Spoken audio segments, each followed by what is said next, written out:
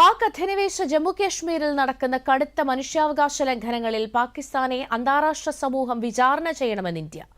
പാക് അധിനിവേശ കശ്മീരിലെ ജനകീയ പ്രതിഷേധങ്ങളും സുരക്ഷാ സേനയുമായുള്ള ഏറ്റുമുട്ടലുകളും ഇന്ത്യ സൂക്ഷ്മമായി നിരീക്ഷിച്ചു വരികയാണെന്ന് വിദേശകാര്യ മന്ത്രാലയ വക്താവ് രൺധീർ ജയ്സ്വാൾ പറഞ്ഞു.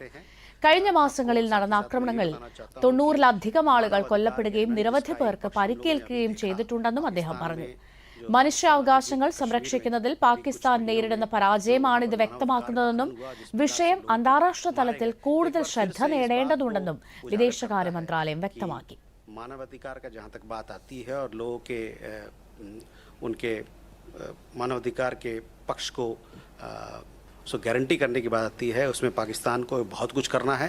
और हमको लगता है कि जो अभी हाल ही के हिंसा में इतने लोग मारे गए हैं, इस पर अंतर्राष्ट्रीय समुदाय को, पाकिस्तान को जवाबदेही ठहराना चाहिए।